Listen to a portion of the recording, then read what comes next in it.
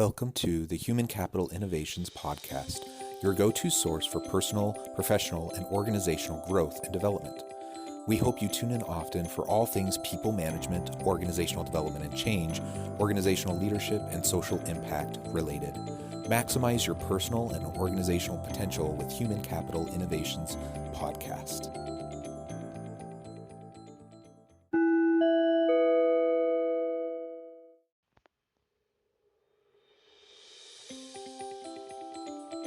Welcome to the Human Capital Innovations Podcast. In this HCI podcast episode, I talk with Soumyasanto about digital HR, transformation, and people analytics.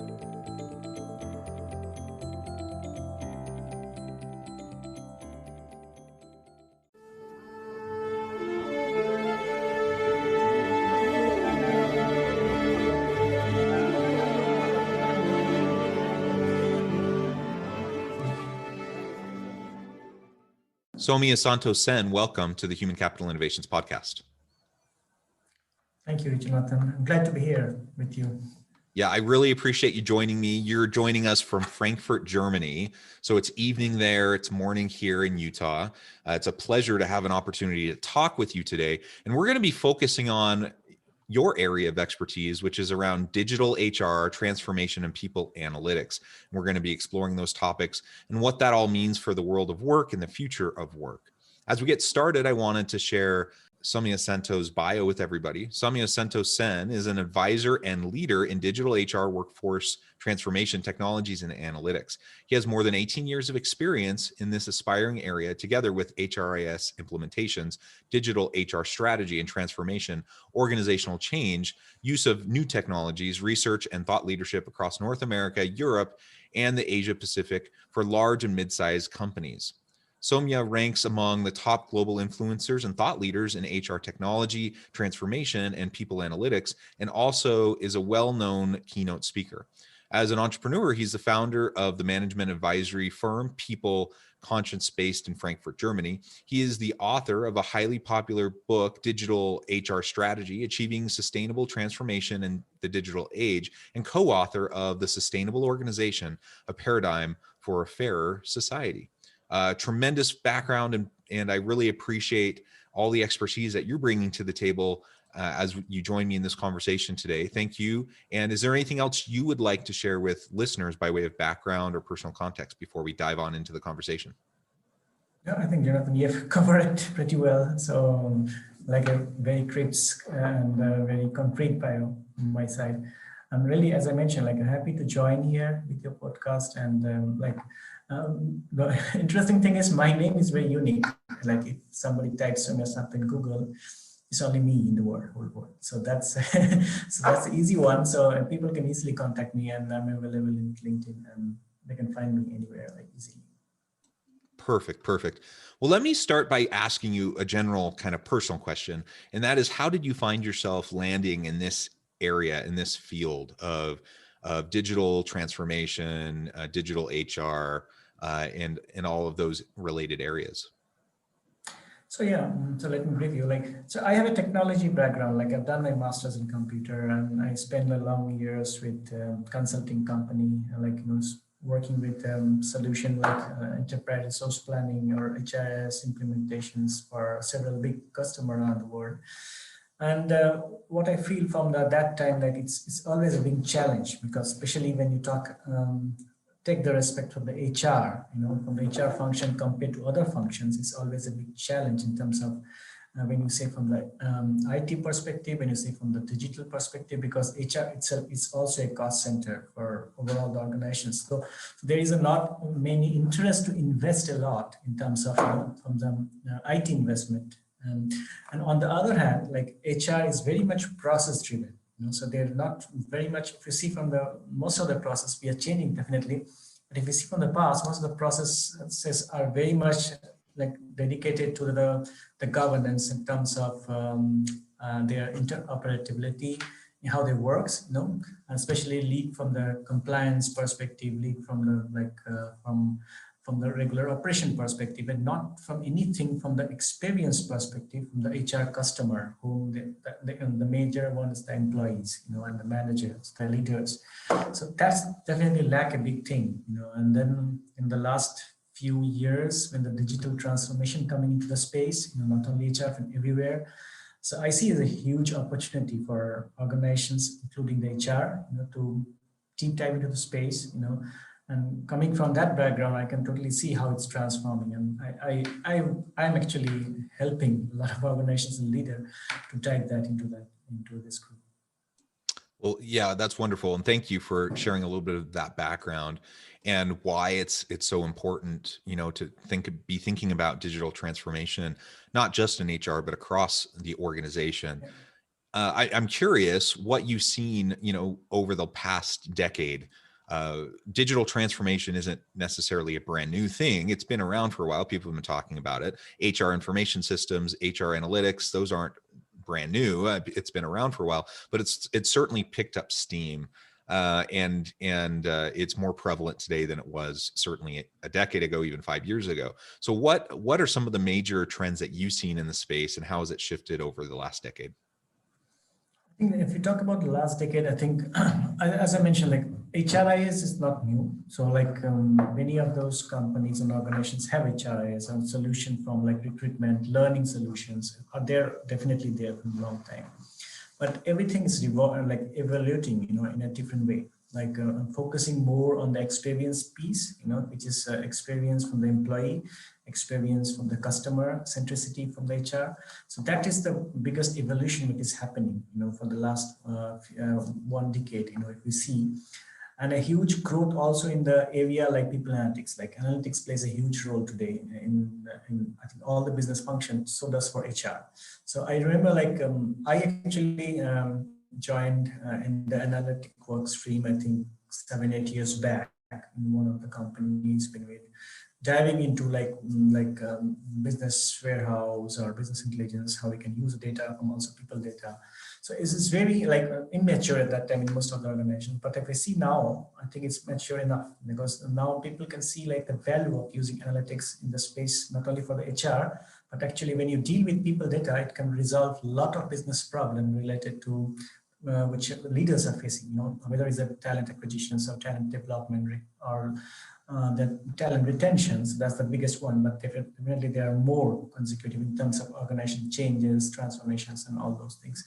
So the huge implications are there from the analytics, which is used by many organizations now. So HR, if I see HR analytics or people analytics become already a key functions for most of them. And if you think from the technology point of view, HRI is definitely there, but there is also a huge flow of new HR innovations, using of AI-based tools in learning or recruitment is a huge implication. We have seen a growth of numerous growth in the startups in this area of recruitment and learning. We have seen, they are evolving good in terms of making the process more, agile in terms of from the HR perspective, and provide better experience to the employees and managers, and that's awesome, and that's still growing. It's still evolving, I would say. Yeah, absolutely. I think that evolution is continuing to happen, and it's clear. If it wasn't clear 5 or even 10 years ago, if it wasn't clear that HR technologies and digital HR was going to be important, it's crystal clear now. And with so many organizations moving workers to a virtual environment and a distributed workforce, I think it's even more essential than it ever was in the past. So clearly having a digital HR strategy is important for the modern organization. It's going to be even more essential for the future of work and future organizations. But what do you see as some of the biggest current challenges with the transformations that organizations are trying to face? Recognizing that there's always a learning curve, there's always bumps and bruises along the way, but a lot of organizations have been thrust into this transformation over the past year, whether they liked it or not, whether they were inclined to move as quickly as they were forced to or not. It's been happening. So what have been the biggest challenges associated with that? Because I see that there are multiple challenges, but the biggest challenge is that the organizations lack, most of the time the organizations lack the right strategy, so, and sometimes the strategy has been misplaced or, misinterpreted with the operational effectiveness, because, like having a new system or having a better system in place, to making all your manual process into digitalize. So this is not only a part of the key digitalization approach for any business function or overall organizations, right? Because this is there from the like long decades. Like we are doing this from long decades. If there's somebody who's working in IT environment, so these things we are doing, like when we are implementing enterprise resource planning, like even 2 decades before, like that's the main objective, like how we can decrease the cost, how we can make process effective. This is there, so this is not new. So the major thing is the digitalization is like how you change also the people mindset, towards not only using digital tools, but also working effectively in terms of cross collaborations, in terms of making automated the process to make your time free for the work, which makes add more value, like adding more creativity, more innovation into the companies. So those are the biggest challenge, which I think when transformation coming around, because if you see like most of the digital transformation projects are focusing on implementing good solution, on good technology in the piece, and then lacking then don't taking those pieces, which is very important in terms of changing from the mindsets, changing from the organization culture, changing from the aspect of the employee or the customer experience, which is very much lacking in those spaces. And those are the important elements, and everything have to be combined together. Then you can really achieve a sustainable way to transform. So. Yeah, and certainly digital transformation, well, any transformation, any organizational change is going to be difficult. There's no doubt about it, and people are resistant to change. And that's even, when it's a relatively simple change. So when you're talking about systems and processes and technologies and adopting and adapting to those new technologies, and then leveraging them for your organizational and HR strategies, that's some major change. That's some major shifts that have to occur in the mindsets and the capabilities and the skill sets of the people within an organization. So it's no wonder that it's an ongoing challenge for organizations trying to go through this HR digital transformation. I'm a professor at my university. Is in the middle, one of the major things that we talk about constantly from a strategic organizational standpoint is the digital transformation that's occurring across the university, not just in the HR space, but in all aspects of the organization. And, if that's happening, and if it's such a prevalent part of the ongoing conversation, the strategic vision and mission of the organization moving into the future, at a university, it's going to be important in corporations that are usually a little bit more fast moving and quickly adapting to the marketplace. So, I think that's really important to think about. And for any listener who, if you're in an organization, that this is important, that you need to be doing it, but maybe you don't really know where to start, or you don't know how to get people on board. What would you say to them? What are some of the first steps that can be taken as you're trying to help start the ball rolling and get your organization moving towards digital transformation? I think I always prefer to suggest start with the problem, right? So start with the business problem, and the business case, like where your business and company wants to go, from there, whether you want to change your own business model, are you really looking forward for a different way to going forward? That's the biggest things to start with, so once we have this clarified, it's easy to access to what are the next priorities could be, and that's the important piece, because now the world is changing so fast, and there's so many changes across every different sector, industry, and also the changes like with the pandemic, which is also creating a huge noises and also challenges for the organizations. I think it's very important also to set the priorities, right? Priorities at the right time, because none of the organizations can do everything at the same time. Although many of them are trying, but it's not easy. So setting up priorities is very important here, and then have a framework in place, and then build up with the priorities and set the right strategy. from your short-term strategy, your mid-term strategy, maybe a long-term strategy at the end, and so that you can have a direction to go forward. And that's the very important key piece, which many of the organizations lack, because building a strategy and roadmap is also a key challenge, because many of the organizations I've seen, like they try to look what is available from the external point of view, like go for a model which is already there and used by other organizations. I would always rather ask and advise to see your own organizations, and if needed, create your own model or framework which fits you. Because it doesn't, like one model doesn't fit all. So that's definitely the key point aspect there.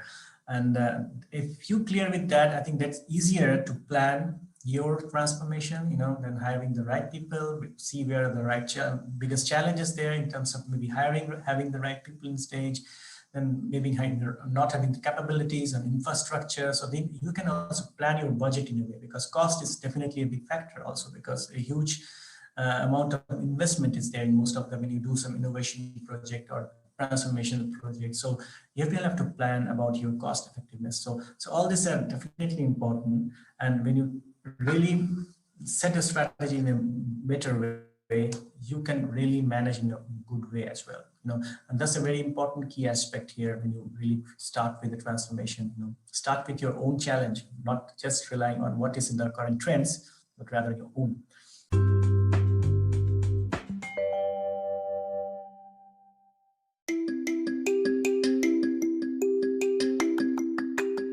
I'm excited to announce the publication of my new book from HCI Press, Bluer Than Indigo Leadership: The Journey of Becoming a Truly Remarkable Leader.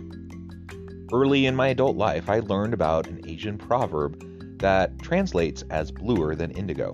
If you think about the color indigo, it is a brilliant, deep, and vibrant blue, what some would call the bluest of blues. To have something that is bluer than indigo is rare and truly remarkable. Contrary to popular myth, there is no one-size-fits-all or cookie-cutter approach to effective leadership. There's no silver bullet, no secret sauce, no go-to model that will solve all of our problems. The truth is, great leaders have all had their unique strengths and flaws, and have all had to discover and then pave their own distinctive path in their life's journey to fulfill their leadership potential. Bluer Than Indigo Leadership will help you discover your own path and explore those ordinary, everyday actions that will help you respond to an uncertain future and produce extraordinary results for individuals, teams, and organizations.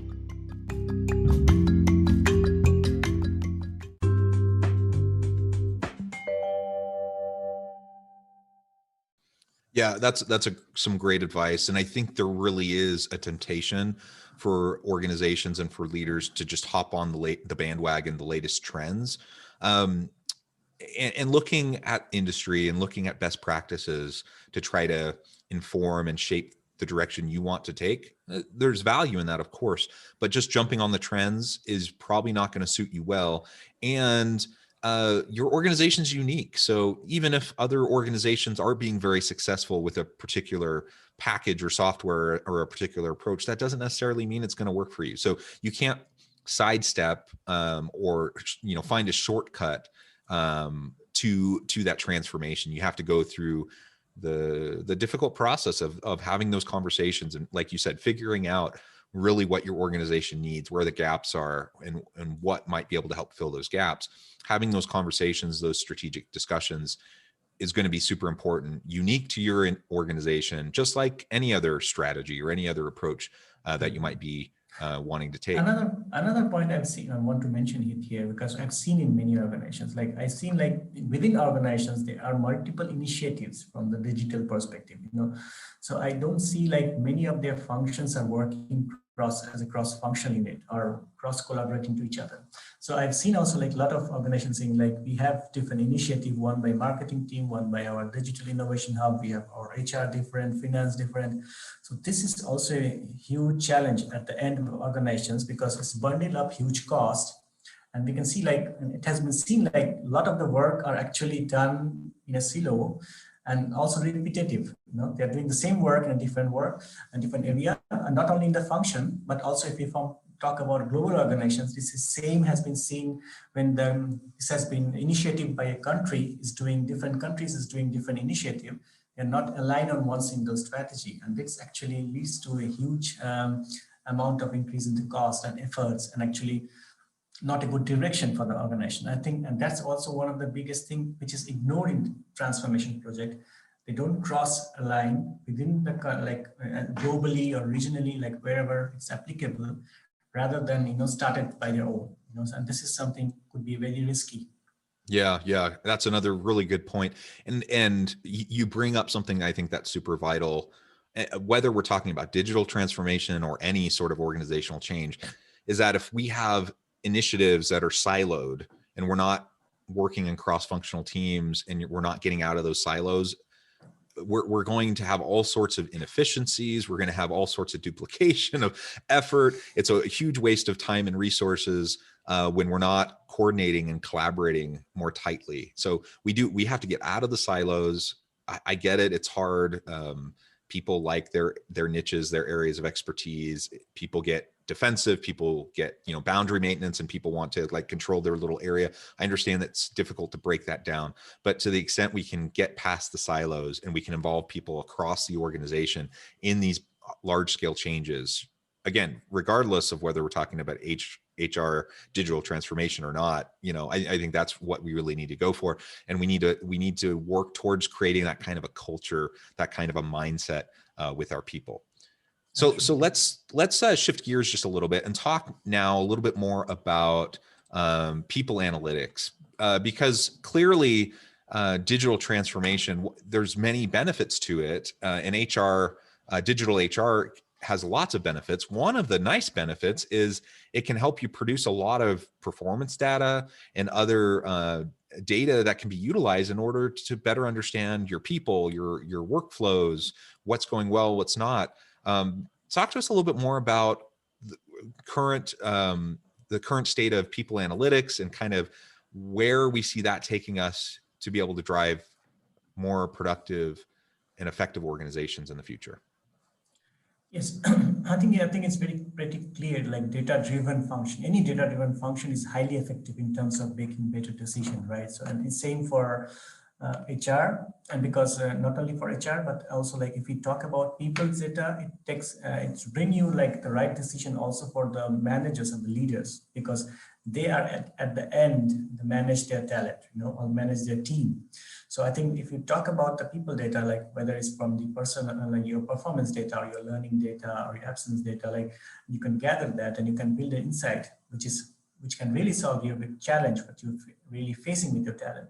It can really take a better decision with a data-driven decision. Because what happened also with this people data in the past, if I compare with the past, a lot of the decision is made based on assumption, and based on the cases, which is the cases coming, So now if you talk about, when you talk about data, when you have a flow of data, you have your platform there, you can see, you can take a faster decision, but you can make an effective decision, which makes sense.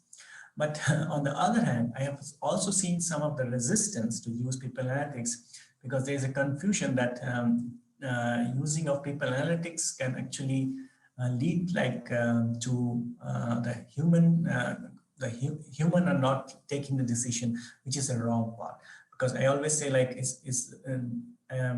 analytics should be used, to making the decision better, but it doesn't imply that a system or algorithm or a robot or whatever you call as a part of AI take a decision for you. So this is not something which is meaningful, and this is not something I think most of the organizations tends to go, but which is I see as a resistance. People are afraid of using data. Okay, we don't want machines to take decisions. But this is not the fact. So I think that's awareness and should be there within the people, and especially I've seen this has been seen in HR functions, because most of the HR peoples are not from the STEM background, so they lack those efficiency in terms of understanding technology, whereas like technology work together with human beings, So that's there. That's resistance is there, but I think at the end, it's a big benefit to everyone.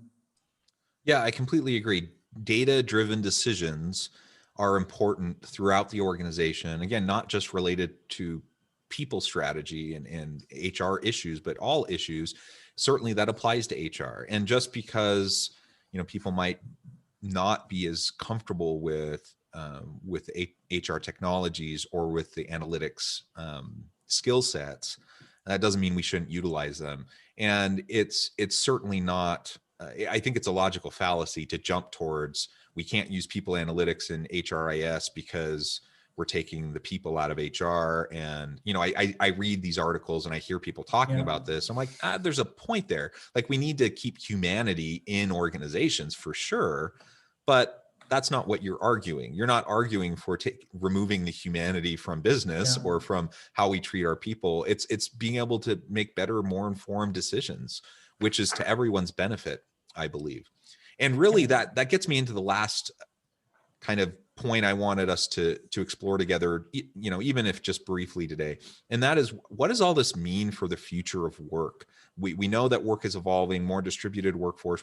I could go on and on about some of those drivers and some of the shifts that are happening in the workplace. But in relation to digital HR and transformation, what do you see? How's that influencing the future of work?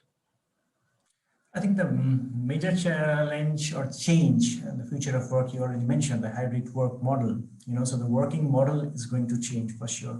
It's already changed, but I think even in post-pandemic world, it will be definitely going to impact a huge for the organizations, most of the organizations at least. When you say like changing in working model means also adding more flexibility, a new way of working in terms of that. Like, I think everyone can recognize, like, when somebody working from home or working from an office or a dedicated space is totally different, and that's a totally different environment, a new way of handling things. But on the other hand, it has some pros and cons, so some advantage, but also disadvantage as well, because that's why we talk like hybrid mode could be a best solution. So definitely working model is one area where you can see that new ways of working can change.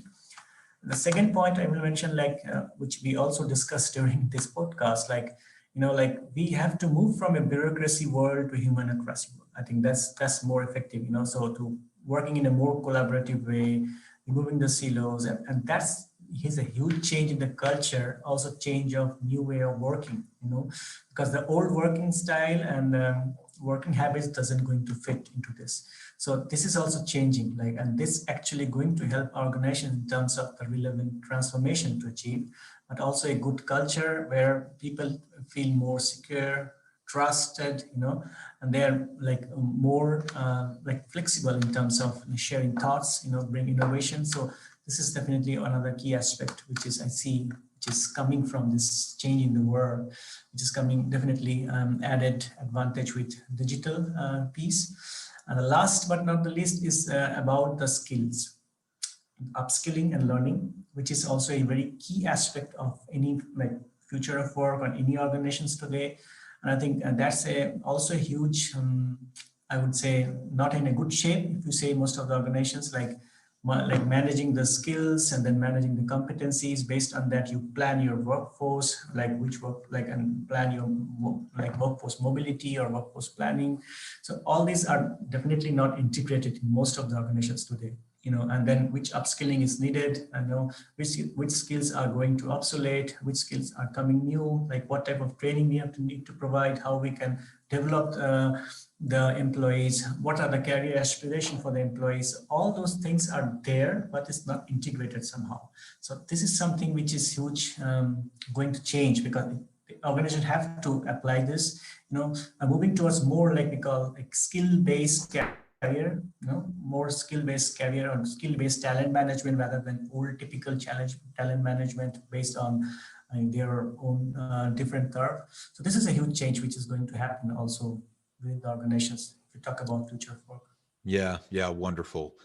Well, it has been a real pleasure talking with you. The time has flown by and we've only scratched the surface. I'm sure there's so much more we could talk about, and you are welcome back on the podcast anytime. I'd love to continue to pick your brain about current trends and future shifts and things related to that. Thank you for joining me today. Before we close, I did want to give you a chance to share with listeners how they can get connected with you, find out more about your business, and anything else you would like to say by way of final word on the topic. Thank you, Jonathan. I think I mentioned for me to contact me is very easy. Like you can find the best easy ways to contact me via LinkedIn, because that's the way I can easily reach. And I use as a LinkedIn as a more like my personal contact point or database. So it will be helpful, like for easy to contact me. And anytime, like you can also see my articles, my book, also Digital HR Strategy, which I mentioned about a lot of things which we have talked today, so about the future of work, about the digitalization of HR, where it's going. So a lot of things has been explained there. So you can always grab a copy of that. And looking forward to know and learn and share more in the future, because that's my key motto for life, sharing and learning. Wonderful. Thank you so much. I really encourage listeners to reach out, get connected with Soumyasanto, and find out more about what he can do for you. Check out his book. And as always, I hope everyone can stay healthy and safe, that you can find meaning and purpose at work each and every day. And I hope you all have a great week.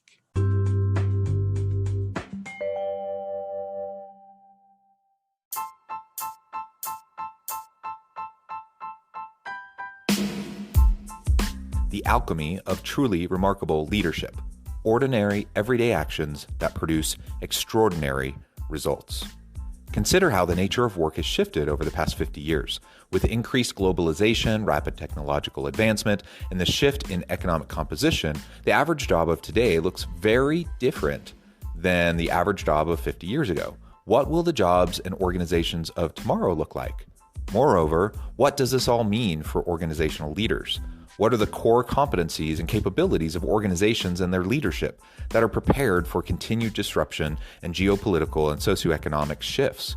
Regardless of what the future holds, increasingly, leaders need to be socially minded, data-driven, decisive, champions of talent, and disruptors of the traditional notions of leadership, teams, organizations, and work.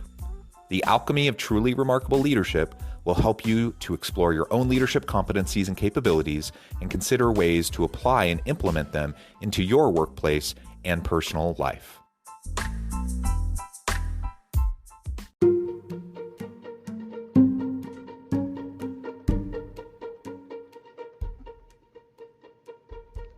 Check out Human Capital Innovations magazine, Human Capital Leadership.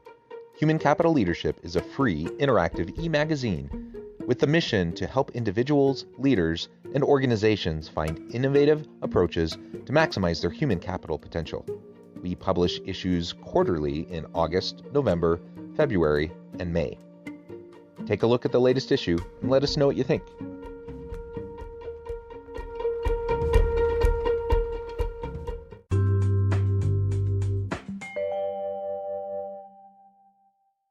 Thanks again for joining us for this episode of the Human Capital Innovations Podcast. I hope you stay healthy and safe and that you have a great week.